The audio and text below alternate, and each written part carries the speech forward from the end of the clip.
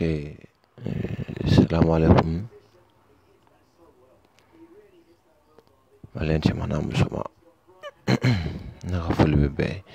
Donc ni vidéo concours ni droit à tête mais 1 minute quand jusqu'à fond mon nyana. Je suis en direct dans la sonama. Ni yɛrɛ kun fari man di na bi ko dɔw be o y'a to bon aw famara ne ma mais an y'o fɔ kɛlɛ don a tɛ bila n'an bɛ taa fɛn caman b'a la. Ni image min filɛ na ɲɔgɔrɔ ni ye RHM image de ye Uruki Ndiaye ale de kun bɛ RHM mɔgɔw ka invité la. A tagara a kumara a ye fɛn caman fɔ donc an bɛna kuma dɔw fɔra a kɔnɔna la o ma ɲi mɔgɔ wɛrɛ da ne yɛrɛ tɛ donc an bɛna décortiquer dans le respect parce que adamaden ni ko kɛra cogo cogo la i bɛ tiɲɛ de fɔ. Ne minɛli ne ni Uruki yɛrɛ da ka don a la parce que mɔgɔ bɛ na min kɔ Uruki ye 2 millions de di 2 millions a yɛrɛ da su in na a bɛ na mɛn a yɛrɛ da ko wari in yɛrɛ ale kɛlɛ ma wari in ci ko ye ale ni mɔgɔ dɔ de ye wari in ci ɲɔgɔn fɛ. O ta bannen ne dɛmɛli la ne donna kaso la siɲɛ 3 de siɲɛ 3 a siɲɛ fɔlɔ n'a filanan wari in bɔr'o la o jaga ma bɔ nin na wa mɔgɔ caman ye dɛmɛ kɛ mais kuma in n'i y'a ta k'a lajɛ kuma min fɔra RHM mɔgɔw ka fɛnw ni fɛnw kan bi i b'a ye kuma caman fɔra a kɔnɔna la su in na de ne bɛna bɔ n'o tiɲɛ ye bon komi an bɛ tiɲɛ ko de la an tɛ mɔgɔ kɔ ne ni Uruki an tɛ kɛlɛ la personnellement non a ye ne bloqué dɔrɔn sinon a tɛ se k'a fɔ ko ne n'a ye hali ni mankanba in bɛɛ bɛ sen na moi je continue à parler avec elle donc ne yɛrɛ minɛli la Uruki ye joli don a la wari joli cira a cira jɔnni ma a kɛra cogo di donc mɔgɔw bɛ n'o ye bi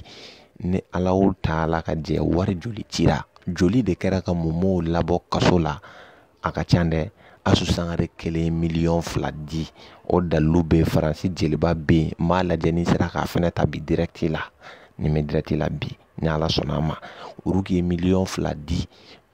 Uruki ni mɔgɔ dɔw je dis bien Uruki ni mɔgɔw dɔw mais komi a yɛrɛ da bɛ k'a fɔ vocal la a bɛna a mɛn a yɛrɛ da quoi ani mɔgɔ dɔw de farala ɲɔgɔn kan kelen tɛ i y'a faamu kuma caman bɛ yen mais komi kuma taara fɔ et puis bon an b'a ɲini RHM mɔgɔw fɛ bon aw ye fɛn de ye RHM mɔgɔw aw ye journalistes de ye moi je vous ai contacté je vous ai tout dit nka ma ni aw mɔgɔw bɛ kuma o kuma la n'a ye ne yɛrɛ wele moi je peux ne bɛ se ka répondre je peux vous répondre mais mɔgɔw dalen don aw la aw kana taa fɔ ça fait k'aw bɛ n'a bɛ ɲininkali kɛ parce que nin ko in fɛsɛfɛsɛli an y'a fɔ fɛsɛfɛsɛli man ɲi mais ne bɛna don ko in na bi k'a bɛɛ jɛnsɛn k'a yira ko min kɛra ka tiɲɛ yira maliyɛn denw na vocal par vocal parce que sisan m'a dɔn a sera o yɔrɔ ma c'est pas parce que je suis fâché ou bien fɛn dɔ mais n'i taara fɔ ko mɔgɔw ye 6 millions demandé fɛ ne Momo Uruki e yɛrɛ da bɛ k'a fɔ ko Momo i ma deli ka ne deli wari la i ma deli ka ne de ko ne ka ɲi terrain na ne d'o fɔ sa terrain na valeur 7 millions n ko ayi depuis a premier jour n ko ayi ne t'i hɔn fɛ mais ne tilala ka taa fɔ RHM na tuguni ko ça fait ko anw ye 6 millions demandé fɛ ne y'o kɛ a b'a bi ne Momo a ye o ti ne ye ça fait je suis un peu malade mangɛnɛ dɔɔni n ti fɛ ka n da don kuma kuntanw ni fɛnw na ne yɛrɛ fɛ nin ko a bilala ka bɔ yen pewu i y'a faamuya b'a la mais ne taara fɔ RHM na ne y'a labɔ kaso la nin na ne y'a labɔ kaso la mais non mɔgɔw tɛ min kalama Uruki ye 2 millions de di ne de bɔra k'a fɔ ka Uruki bonya k'a daraja kɔrɔta i y'a faamuya sinon Uruki ye 2 millions di a vocal bɛ yen wari cira cogo jumɛn na wari cira Western Union min na a preuve bɛɛ dafalen bɛ yen Uruki vocal bɛ yen c'est 2 millions de francs CFA n balimaw 2 millions de francs CFA uruki y'o de di. Uruki ni mɔgɔ dɔ de jɛra k'a di. A yɛrɛ da de b'a la k'a fɔ. Donc mɔgɔ fɛnɛ de sɔnna ka dɛmɛ kɛ n'o ye Asu Sangare ye, puisque comme ne ko n t'a tɔgɔ fɔ, a yɛrɛ y'o demandé ne fɛ, mais bi n b'a tɔgɔ fɔ ouvertement. Asu ye 2 millions fɛnɛ di. Est-ce que vous comprenez? Ani mɔgɔ dama min cɛ dɔ fɛnɛ to Congo ka 1 million ni dɔɔni di. Mɔgɔ dɔw ye 50 € fɛ, mɔgɔ maliyɛnw wulila quoi. Mais an ye ko in bɛɛ to yen sabula ne bɔra nin bɛɛ ko k'a tɔgɔ kana fɔ.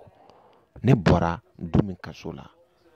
ne ye publication ye Uruki ka page sanfɛ. A b'a la k'a fɔ ko n'ale kun tɛ ko moi j'allais mourir en prison. Cɛ kuma in digira ne la dɛ. Ne ye Uruki répond. N ka mɔgɔw y'a wele. Munna i ye nin fɔ?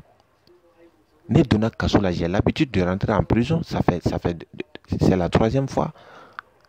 Ko ni e tɛ ne kun bɛ don kaso la. Masa Ala min ne la don fɔlɔ la, ka ne labɔ fɔlɔ la, k'an ladon filanan na, k'an labɔ filanan na, o kelen de ne ladon sabanan na ka tila ka ne labɔ. Uruki taara o publication k'a ka page kan ko n'ale kun tɛ, moi j'allais mourir en prison. Kuma in ye ne tɔɔrɔ. Ne y'a wele n ko n'i ye nin publication in, o vocaliw bɛɛ bɛ na a yɛrɛ min fɔ o la. N ko nin publication in ni ɲɛ to ka yɛlɛ ka nin to i ka page sanfɛ Uruki, n bɛ fa tigɛ ka bin ɲala, bilahi n y'a fɔ a ye tan. O kumaw bɛɛ bɛ na. N ko munna n ka mɔgɔw y'a ɲininka ko munna a ye nin fɔ? Pourquoi? 2h ne bɔra kaso la 22h du soir, mɔgɔw taara ne kunbɛn. Ne ni ale Uruki yɛrɛ kuma o su kelen. N ye bɛɛ ka bonya fɔ a ye, les Asu Sangare, les tout, mɔgɔ fɛn fɛn wari di. Mais komi a ko taara ka di a da ale de ma. N balimaw, bilahi n bɛna m'a dalilu bɛɛ yira. N ko Uruki taara sɛbɛn mun na i ka page kan ne e kun tɛ, ne kun bɛ sa ko non k'ale kɛ ko parce que ko non ko an ka yafa ma, kuma jɔlen ma sɔrɔ a da. N ko mais non, kana na taa bila ne tɛ, ne bɛ sa kaso la ou bien des trucs comme ça. Ne donna kaso la nin y'a siɲɛ 3 de. A ko k'an ka kɛ Ala kama an ka yafa ma, k'ale ye nin kɛ parce que o gorojigɛnu bɛ k'a fɔ k'a kuma jɔlen ma sɔrɔ a da. A y'o publication bɔ yen, o vocaliw bɛ ne bolo. O kɛra cogo min, parce que ne t'i tugu mɔgɔw kɔ fɛn na depuis n'o ye o don de ne yɛrɛ fɛn na quoi. N'i ye mɔgɔ bɔ degun kɔnɔna la, e kelen tɛ fɛn min ye, i y'a faamuya b'a la, i kelen tɛ, tu n'es pas la seule. E ka taa o dugusɛjɛ, n balimaw a bɛ n'a ye o. Je lui ai dit, il y a bɛnɛnba cɛ. N ko Uruki i ye publication min kɛ, Siko fɛnɛ y'a wele. Ko an bɛ se k'i ka wari d'i ma, ko nin ye mun manamana ko ye. Musa Kamara fɛnɛ y'a wele Canada yan. Musa Kamara cɛ min y'i cɛsiri ne ka ko la ka maliyɛnw booster fan bɛɛ fɛ Canada kɔnɔ yan. Musa fɛnɛ y'a wele ko Uruki an ɲɛ bɛ page fɛn dɔ la e ka fɛn sanfɛ, o ye mun ye tan. Mais donc kana nata kuma k'a fɔ i bɛ fɛn dɔw fɔ ou bien k'i b'i yɛrɛ la victimiser cogo dɔw la. Nin ko in tiɲɛ maliyɛn o de y'a to Dani ko k'i jo t'a la. Bɛɛ y'a fɔ k'i jo t'a la, bɛɛ ye video kɛ. Mais jusqu'à présent toi tu cherches, an ko an bɛ fɛ a ko ka dabila, a nin ko ka ban. Mais toi tu veux pas arrêter. I bɛ taa recherche min na i b'a fɔ ko anw ko wa ko ka 6 millions di. Ne ba biɲɛ dɔw fɔ, ne de bɛ n ba i ka wari la ko ayi. Ne ko Uruki ma, n ko Uruki, n ko ne mago tɛ Fama ka wari la, ne b'o fɔ bɛɛ f'a bɛ siran. O de bɛ muso in yɛrɛ, o de b'a kɛrɛ ne ɲɛ. A tɛ sɔn ka manamanakan yɛrɛ fɔ ne ɲɛna. Fo ka diɲɛ wuli a tɛ sɔn. O de bɛ ne n'a ni ɲɔgɔn cɛ. Bonya n'a ye kuma fɔ n b'a fɔ, ne mago tɛ mɔgɔ ka wari la dɛ. N y'o fɔ f'a ja bɛ pan papu. Ne bɛ ten de, ne bɛ ci fɔ ye di. N'a ye ja i ka wari ka caya ni Kamu Musa ta ye, a b'o dɔn ne la o. I nana terrain ko kuma fɔ ne don, n ko n'o ko k'a ye n ko n t'i ka terrain fɛ. Ko a ko tuma ko ne commandé a, n k'i ko ka di ne mais ne tɛ fɛ. Cɛ m'o f'i ye, o de bɛ tila ka taa k'a bɛ t'e négocier k'e ka 6 millions d'a ma. N'o kɛ e ni ɲɔgɔn cɛ nkalontigɛla ba bi kisɛ fo lahara. N diminen tɛ dɔwɛrɛ la, paracetamol a yɔrɔ a b'a dɔn. Paracetamol cɛ min b'a a émission na bi, ale ni Bulbi n'o wele k'a f'u ye. N'aw bɛ fɛn dɔ kɛ quoi, a ye manamana ko dabila. Aw ka émission filɛ a kana to a ka kɛ cogo dɔ y'aw bolo. N'a bɛ nin kɛ n'aw mago bɛ kɛ fɛn min na, a y'an wele, a y'a fɔ an ye karisa de wele, an ye kuma dɔ ni kuma dɔw mɛn. Mais munna aw ma ɲininkali kɛ ko Uruki yali kelen de ye Momo labɔ kaso la? Pourquoi vous avez pas demandé ça? Uruki a donné 2 millions. Assou Sangaré a donné 2 millions. Aw b'a bien nous mettons ce qui bien la émission b'a bien la rabe mana. N'te kuma bulbi mena ne wele ne kangar di. I b'a doni tura chemina chemme karaki b'a bien to kofi ne do. Ini parasamol.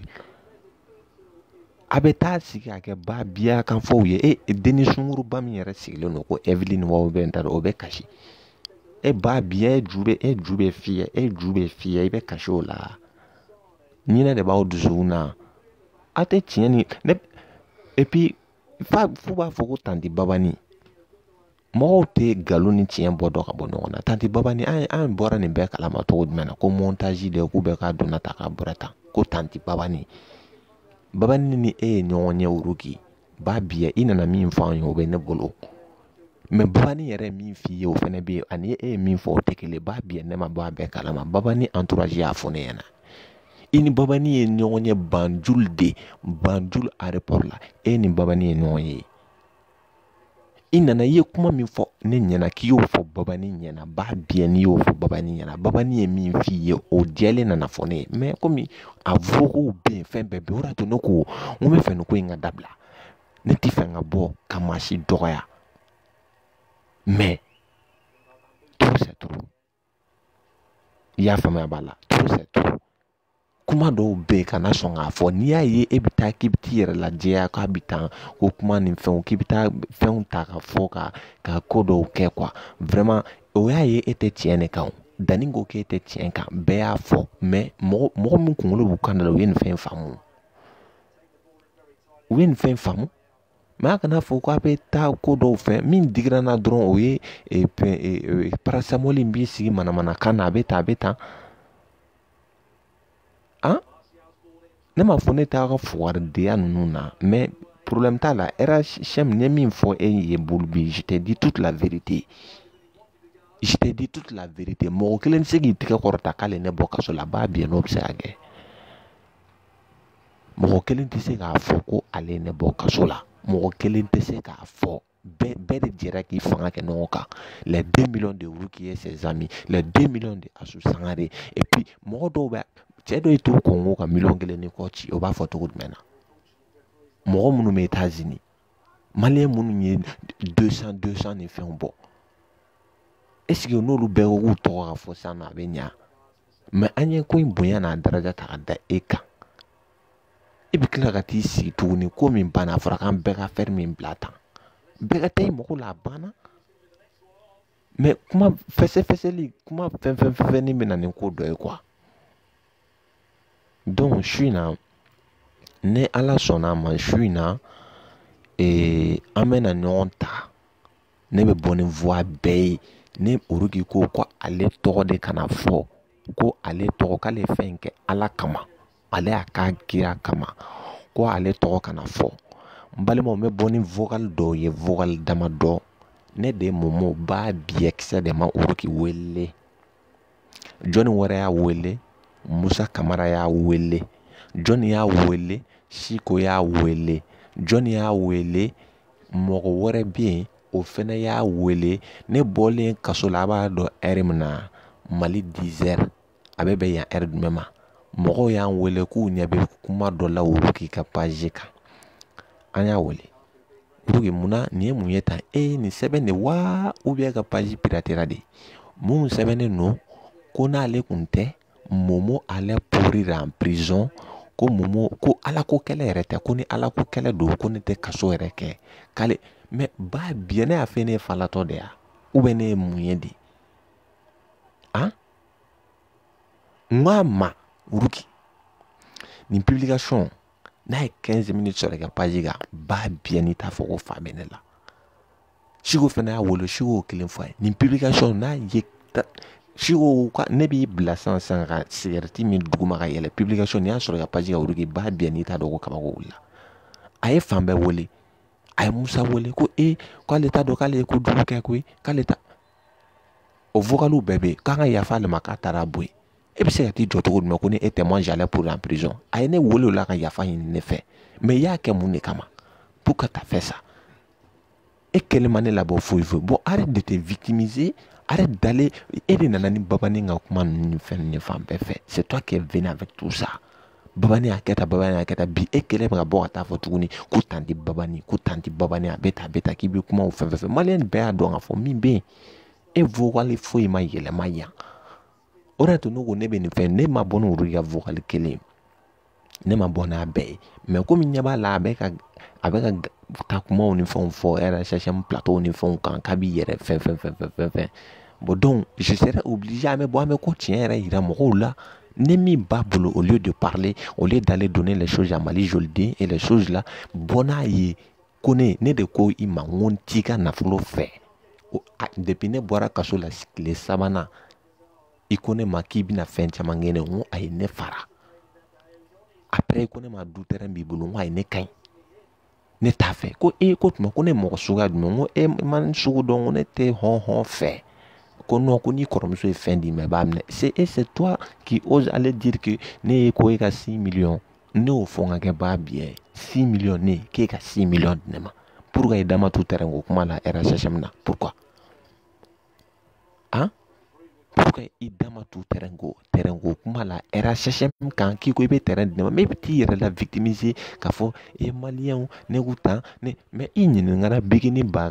Bigini Bagaga k'i ye mobili di Bigini Bagaga ma wari d'a ma k'a ka mobili san an ɲɛ b'a la dimanche don Bigini Bagaga bɔra ni mobili kura d'a m'a fɔ ko olu k'i ye nin di yan i ko k'i ye wari minɛ mais wari minɛra wari kɛra cogo di i m'o walan i ma foyi kɛ i bɛ na an ka kuma de fɔ et puis i bɛ tila ka t'i jɔ vocal kɔnɔna la ko tanti babani ne Oriki ma babani ça fait ne nin ko in na fɛn fɛn bɛ ka fɔ ko Oriki y'a kɛ babani na n'a ma bɛɛ kɛ ne mɔmɔ bɛ min ɲini ala fɛ quoi ala k'an jɛ a la bilayi ne ni vocal kelen ninnu na mais n bɛ bɔ n'a bɛɛ dalu ye m'a da Oriki ka vocal kelen a n'a taara min truqué k'a kɛ Mali Joliden mɔgɔw ka page kan mɔgɔw de ye ne deli ya Malika mon frère Malika le lynx Malika ye ne deli Musa Kamara ye ne deli bɛɛ ye ne deli ko mɔmɔ i kana kɛ a dabila aw minnu bɛ ka ne lamɛn hali aw yɛrɛ ye ne deli mais Oriki taara kuma minnu fɔ k'i yɛrɛ victimiser ka ko kɛ cogo dɔ la bilahi ka bɔ k'a bɛ nkalon ni fɛnw ta ka da ne la ne yɛrɛ n'i ye ko in ta k'a lajɛ yɛrɛ ne yɛrɛ ma kuma Oriki fɛ yɛrɛ o moi je n'ai pas parlé mais pourquoi elle s'acharne sur moi tout le temps comme ça ne ko mɔgɔ kelen ma ne dɛmɛ n'i ko an ka bɛɛ ta fɔ Asu Sangare ye 2 millions di cɛ dɔ ye 1 million ni kɔ di mɔgɔ dɔw ye 500 di dɔw ye 200 di dɔw yɛrɛ bɛ hali u ye 50 di Canada kɔnɔ yan nɔ kɛti kɛra yan fan bɛɛ fɛ mais an m'o si fɔ hein vraiment ni ala sɔnna a ma an bɛna ɲɔgɔn ta on va se prendre et a ka dɔn k'a fɔ nin kuma ninnu bɛɛ futilité ye quoi tout ça c'est des futilités ninnu bɛɛ futilité ne nana kuma sisan ka wasa cogo dɔ la mais je vais parler n bɛ kuma ni prévu de ne tɛ taa n sigi ten k'a fɔ k'a bɛ tan ko ye ko karisa ko nin bɛ tan ne bɛ bɔ n'a voix de ye k'o kɛra cogo la ne bɛ bɔ ne ye k'a yira Malika ye n wele k'a fɔ n ye k'an deli n'i ye Malika wele min na a k'a dabila a fana b'a dabila ko Momo k'a kɛ Alahu Taala kama ko nin ko in to yen k'i kana kuma ko maliyɛnw ça fait ko mɔgɔw ye ko in faamu k'a ka ɲi et bi an ɲɛ b'a la e bɛ t'i sigi RSHM kan tuguni ka taa kɛ kuma ye mɔgɔ minnu tɛ ko tiɲɛ kalama olu bɛna bɔ k'a fɔ ko ja ko ninnu ye fɛn de n'a mɔgɔ kelen bɛ yen n'o Asu Sangare min filɛ nin ye ne y'a fɔ Asu Sangare ɲɛna a bɛnnɛ n ba cɛ ne ni faama fɛn fɛn n'i nana n b'a f'i ɲɛna n ko de ye ne ka force ye parce que waritigi filɛ mɔgɔ min b'a fɔ waritigi ne t'i ka wari fɛ a b'a dɔn ko k'a bɛ siran o de ɲɛ ala de bɛ mɔgɔ sɔn koyi ne b'a f'i ye papaga cɛ hey ne ka jɔsi wari bɛ ne bɔ o bɛ ne bɔ e ma ne wolo n ko ne nana yan fɛn ɲini de la kuma bɛ yen de ne sigi e ka wari terrain bɛ ne la influence n'o waritigi fɛn bɛ yen ni ne delila ka kuma siɲɛ kelen an ka kuma daminɛ la mɛ min f'i ye n b'a fɔ ayiwa karisa ne t'i ka nafolo fɛ ne t'i ka foyi fɛ a waritigi tɛ ne ma nin fɛn min ye k'i ne delila ka kuma siɲɛ kelen k'i b'i ka wari togoya ni fɛnw yira ne la non mɔgɔ tɛ se ka ne mɔgɔ min bɛ se ka mɔgɔ kɛ fɛ sisan sɔrɔ Zola Life kɛra fɛn ye Mali la o don o don a tɛ da transit tɔgɔ ni fɛn ninnu kan mais ala de bɛ mɔgɔ sɔn kuma bɛ yen de bon donc vraiment je suis très énervé a kana kɛ mɔgɔw ɲɛna k'a fɔ ko n ye n ban u ka kuma ma ne de y'a fɔ Malika ye k'a layidu ta ye n ko ni Ala sɔnna Uruki k'o kuma in ne t'a fɔ k'a layidu ta diɲɛ mɔgɔ ɲɛnama fɛn fɛn n ko hali ni Uruki taara kuma o kuma fɔ RHM o fɛnw kan ne tɛ kuma mais à la fin ça devient de n'importe quoi n'o fɔ n'a sɔn sɔrɔla mɔgɔ bolo diɲɛnatigɛ la quoi nan'a ye bɔ n'a ye k'a bila sa ko ne bɛ k'i arnaquer cɛ m'a ban wari la ne don k'a f'i ye n ko b'a bien t'i ka terrain fɛ je m'en fous a kana dan ka kɛ Musabugu la dɛ terrain in ka kɛ Kuluba ne t'a fɛ n t'i ka nafolo fɛ n tɛ maa deli n b'o fɔ bɛɛ na a mɔgɔ tɛ yen a tɛ yen dugukolo kan ko ne delila ka fiyɛ ko nin diyan e tɛ ne nin dɔn diɲɛ kɔnɔ quoi a bɛ taa vocaliw kɛ ka taa vocaliw bila k'a fɔ ko ouais ko n ye nin fɔ Momo n ye nin fɔ depuis Ala ka diɲɛ da n bɛ bɔ n'a preuve bɛɛ ye mais je demande pardon aux gens n ye layidu di mɔgɔ minnu ma n ko n tɛna kuma nin ko la n tɛna foyi kɛ nin ko la quoi je demande pardon parce que ne kuma bɛ ka ta ka da i la il faut que i ka bɔ ka kuma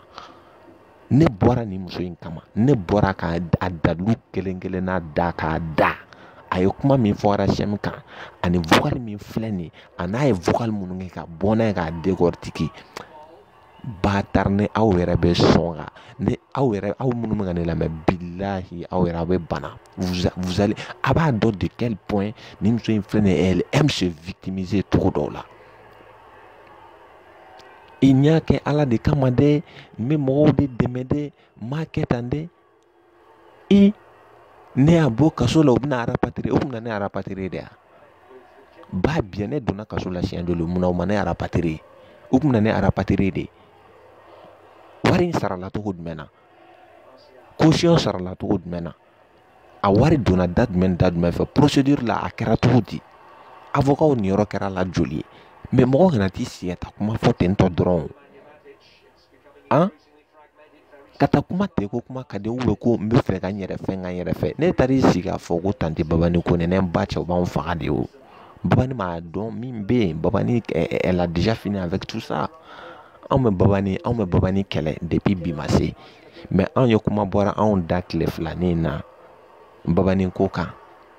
hali Babani ni mɔgɔ jɔn bɛ ɲɔgɔn fɛ ne d'o fɔ Uruki ye n ko nin tɛ se ka kɛ n ko Babani tɛ se ka kɛ tan n ko cɛ t'a bolo n ko kamalen t'a bolo min tɛmɛra ne ni Uruki cɛ o vocal bɛ ne de bolo n ko Babani n k'a ka di n ye i ka Babani ka cɛko a bɛ cogo min e ka fɛɛrɛ ɲini a la ka na n'a ye ne ma yan o cɛko la Uruki ye min fɔ ne ɲɛna parce que n ko ne anw tɛ se k'an tɛgɛ ɲɛsin maa kelen ma ko Babani n'o bɛ ɲɔgɔn fɛ n ko dun tɛ se ka kɛ muso in filɛ nin ye vi ka d'a ye n ko Uruki min don a ɲɛɲini i ka na n'a ye mais ne taara i jɔ bi ko tanti Babani ko tu vas k'i bɛ fɛn dɔ kɛ ko et puis k'anw bɛ mɔgɔbaw ɲini k'an bɛ fɛ tan Uruki ka voix bɔra yan k'a bila e b'a la k'a fɔ k'a y'u baw ɲini a ye taper u baw kan a ye taper u faw kan ne de bɔra n dabaraba k'an jɔ k'a fɔ maliyɛnw ɲɛna k'i ye 6 millions di 6 millions ne 2 millions de ma di a b'a bi mais n'i bonya de parce que tɔgɔ ka di ye tu aimes trop i bɛ tɔgɔ fɛ trop i bɛ nɔ fɛ trop nɔ tɛ karaba e mana fɛn o fɛn kɛ e ka fɛ o ko ka tila ka ta kɛ ko dɔ de ye Bigini Bagaga wari dira Bigini Bagaga ma yan nɔ bɛɛ na o mobili ko kɛra mankan ye i nana don anw fana ka ko la yan o ko kɛra mankan ye i ma don ko la ko min ma kɛ mankan ye vraiment an ka o yɔrɔnin tiɲɛ fɔ ɲɔgɔn ɲɛna au moins i kun ka Bigini Bagaga ka mobili ko i kun k'o fɛsɛ o ka fisa an ta ye parce que an ta in prévu bɛɛ b'an bolo yan a 10 heures ye min publier i ka page kan o b'anw bolo yan an ye kuma min fɔ i ye yafa deli k'i bɛ taa bɔ yen i taara bilali min kɛ ko ne e tɛ ko ne tun bɛ sa kaso la i y'a kɛ kun min na i ɲininka pour que ta fɛ sa kuma jɔlen ma sɔrɔ i da i ko an ka yafa ma k'i taara bɔ yen a don i ko ne ma ko Siko y'i dɔgɔya kuma kɔnɔna la tu as dit ça ko Siko y'i dɔgɔya i kasira don k'ale ni e y'o fɔ e taara o sɛbɛn ko bila ko fɛn in k'a ma vue bɛrɛ kɛ ko mɔgɔw m'a ye k'a ma vue bɛrɛ kɛ mais jɔnni ye Asu Sangare ye k'a fɔ k'a ye wari di ne ma jɔnni ye cɛ min bɛ Kongo min ye 1 million kɔ di jɔnni y'o ye k'a fɔ k'a ye wari di ne ma mɔgɔ minnu ye 100 euros 500 euros $50 fɛn di a y'a jɔn de kumatɔ ye mais e de bɛ t'i sigi a fɔ yɔrɔ la ni Momo labɔ kaso la ni Momo labɔ kaso la ni y'a kɛ tan fan bɛɛ fɛ n'i ye ko sɛbɛ ya donc su in na an bɛna ɲɔgɔn ta ni Ala sɔnn'a ma avocat ko kɛra togo la avocali olu k'i ye joli di Asu ye joli di mɔgɔ ye joli di a wariw kɛra togo la mais bɔnba n'a dalilu bɛɛ yira a ye kuma min fɔ bi RSSM kan ma ɲinɛ fɛn kɔ dɛ paracetamol i bɔra ka ba biya kan min fɔ bi paracetamol ani Evelyn deni min bɛ a fɛn na fo y'i sigi a kɛ kasi ye tan Evelyn biya bara in jugali min bɛ den kan i b'a biya i bɛ kasi o la n'aw taara aw sigi ka nin ko in labɛn k'a kɛ togoya dɔ la k'a bɛna nkalon ta aw yɛrɛ ka plateau sanfɛ n'aw kun mɛ tiɲɛ nɔfɛ aw kun ka ɲininkali kɛ ko mais ko munna ko mɔgɔ wɛrɛw tɔgɔ fɔra Momo ka bilali ko la munna aw ma ɲininkali k'o la munna aw ma ɲininkali kɛ fɛn caman na mais kuma ma orange a taara sigi o fɔ k'a bɛ nkalon ni fɛn mais comme a dalilu bɛ anw bolo ce soir on va se capter salam alaikum